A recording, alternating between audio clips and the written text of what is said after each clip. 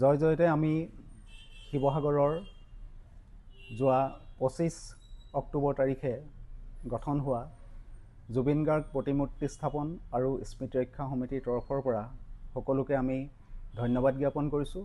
আজি সংবাদমেললৈ আপোনালোক আহিছে আৰু আমি আপোনালোকক জুবিন গাৰ্গৰ শিৱসাগৰত প্ৰতিষ্ঠা হ'বলগীয়া যি প্ৰতিমূৰ্তি তাৰ সন্দৰ্ভত আমি দুআষাৰমান ক'ব বিচাৰিছোঁ যে এই গোটেই প্ৰস্তুতিটো আৰম্ভ হৈছিলে যে শিৱসাগৰত এখন ৰাজহুৱা সভা অনুষ্ঠিত হৈছিলে সেই উদ্দেশ্য আগত ৰাখি আৰু শিৱসাগৰ কলেজত যোৱা 25 অক্টোবৰ তাৰিখে এই সভাখন অনুষ্ঠিত হৈছিল এখন ৰাজহুৱা সভা আৰু সেই ৰাজহুৱা সভাই আমাক এই সভাপতিৰ দায়িত্ব প্ৰদান কৰিলে। লগতে বন্ধুবৰ মোৰ আছে ভাতৃপ্ৰতিম আমাৰ ৰবীন্দ্ৰ কুমাৰ বৰা আৰু মোৰ এইফালে আছে মনিৰুল ইছলাম বৰা।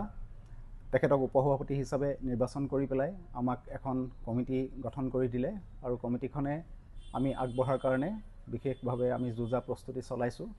এতিয়া আমি এই সন্দৰ্ভত আপোনালোকক ইয়াৰ অগ্ৰগতি সন্দৰ্ভত আমি দুআষাৰ ক'বলৈ আগবাঢ়িছোঁ যে এই সমিতিখন হোৱাৰ পিছতেই আমি আজিৰ তাৰিখত আমি শিৱসাগৰ প্ৰেছ ক্লাবতে আমি এখন কাৰ্যনিৰ্বাহক সভা অনুষ্ঠিত কৰিছোঁ আৰু এই কাৰ্যনিৰ্বাহক সভাই এটা সৰ্বসন্মতিক্ৰমে আমাৰ দুখনকৈ উপসমিতি গঠন কৰি দিছে।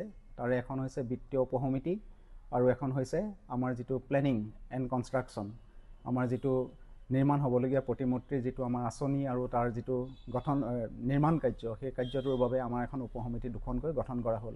লগতে আমি এখন প্ৰেছ এণ্ড পাব্লিচিটি বুলি এখন সমিতি আমি আজি গঠন কৰিছোঁ।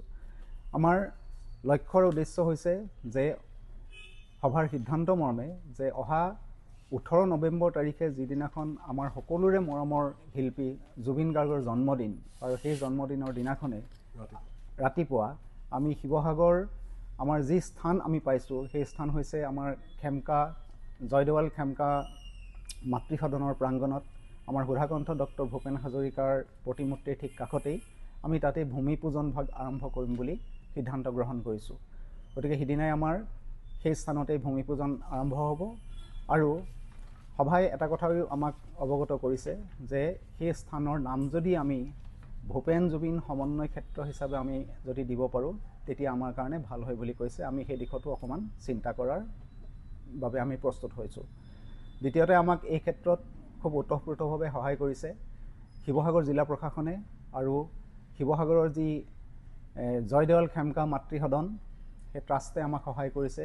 লগতে আমাৰ আছে শিৱসাগৰ পৌৰসভা, আমাৰ ভূপেন হাজৰিকাদেৱৰ প্ৰতিমূৰ্তি যি চোৱা চিতা কৰি আছে শিৱসাগৰৰ আমাৰ যি ওতঃপ্ৰোতভাৱে সহায় কৰিছে শিৱসাগৰৰ দিখৌপৰীয়া সন্মিলিত যুৱ সংঘ, তেখেতসকলেও আমাক ওতঃপ্ৰোতভাৱে সহায় কৰিছে কিয়নো ডক্টৰ ভূপেন হাজৰিকাদেৱৰ যি প্ৰতিমূৰ্তি আছে তেখেতসকলেই চোৱা চিতা কৰি আছে। গতিকে আমি আন্তৰিকতাৰে সকলোৰে সহায় সহযোগিতা কামনা কৰি আমি সেই স্থানতেই আমি আমাৰ সকলোৰে মৰমৰ জুবিন গাৰ্গৰ এটা পূৰ্ণাংগ প্ৰতিমূৰ্তি আমি স্থাপন কৰাৰ বাবে আগবাঢ়িছোঁ। গতিকে এইখিনি হৈছে আমাৰ আজিৰ মূল কথা আৰু পৰৱৰ্তী যিখিনি বিষয়বস্তু আছে সেইখিনি কথা মই আমাৰ সম্পাদক তেখেতক ৰবীন্দ্ৰ কুমাৰ বৰাক তেখেতক ক'বৰ বাবে মই অনুৰোধ জনাইছোঁ। বিশ্বত শিল্পী ডক্টৰ ভূপেন হাজৰিকাৰ প্ৰতিমূৰ্তিৰ কাষতেই যিহেতু ভূমি পূজন কৰা হ'ব জুবিন গাৰ্গৰ জন্মদিন 18 নৱেম্বৰত আৰু এই যিটো কাম আমি কৰিছোঁ জুবিন গাৰ্গ প্ৰতিমূৰ্তি স্থাপন আৰু স্মৃতি ৰক্ষা সমিতিৰ উদ্যোগত আমি কৰিছোঁ আৰু সমগ্ৰ শিৱসাগৰবাসীৰ সহযোগত এই প্ৰতিমূৰ্তি ভাগ আমি প্ৰস্তুত কৰি পেলাই স্থাপন কৰাৰ সিদ্ধান্ত গ্ৰহণ কৰিছোঁ। তাৰলৈ সমগ্ৰ শিৱসাগৰবাসীৰ ৰাইজৰ সহায় সহযোগিতা অবিহনে আমাৰ এই মহৎ যি প্ৰয়াস এইটো প্ৰয়াস কেতিয়াও সম্পূৰ্ণ নহয়।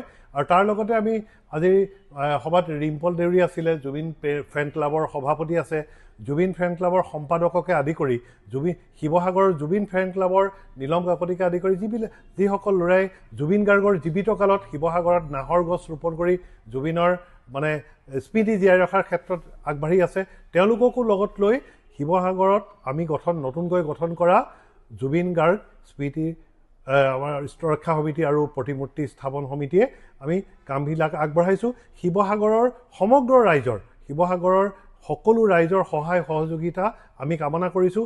আমি কোনোবা পুঁজিপতি গোষ্ঠীৰ পৰা টকা আনি এই প্ৰতিমূৰ্তি স্থাপন নকৰোঁ। আমি শিৱসাগৰ ৰাইজৰ সহায় সহযোগিতা বিচাৰিছোঁ। আমি অতি কমেও 18-20 লাখ টকাৰ আমাৰ বাজেট আছে, এই ইতিমধ্যে সম্পাদকে কৈছে। আৰু শিৱসাগৰ ৰাইজৰ অতি কমেও 100 টকাকৈ যদি শিৱসাগৰ ৰাইজে দিয়ে প্ৰতিমূৰ্তি ভাগ, আমি জুবিন গাৰ্গৰ এই এবছৰৰ ভিতৰতে, আমি সময়সীমাৰ ভিতৰতে জুবিন গাৰ্গৰ পৰৱৰ্তী মৃত্যুবাৰ্ষিকীৰ আগমুহূৰ্তত আমি কৰাৰ এটা প্ৰয়াস কৰিছোঁ। তাৰ কাৰণে ইতিমধ্যে সভাপতি ডাঙৰীয়াই কৈছে যে 3খনকৈ উপসমিতি গঠন কৰিছে। আমি যুদ্ধকালীন তৎপৰতাৰে আৰু সূক্ষ্ম পৰিকল্পনাৰে আৰু বিজ্ঞানসন্মতভাৱে যাতে অসমৰ ভিতৰতে এই প্ৰতিমূৰ্তি যিটো অনন্য আৰু বিজ্ঞানসন্মতভাৱে হয়, পৰিকল্পিতভাৱে হয়, তাৰ কাৰণে আমি স্মৃতি ৰক্ষা সমিতি, প্ৰতিমূৰ্তি নিৰ্মাণৰ স্মৃতি ৰক্ষা সমিতিয়ে যৎপৰোনাস্তি চেষ্টা কৰিম। তাৰ কাৰণে শিৱসাগৰবাসী ৰাইজৰ সম্পূৰ্ণ সহায় আৰু সহযোগিতা আমাক লাগিব।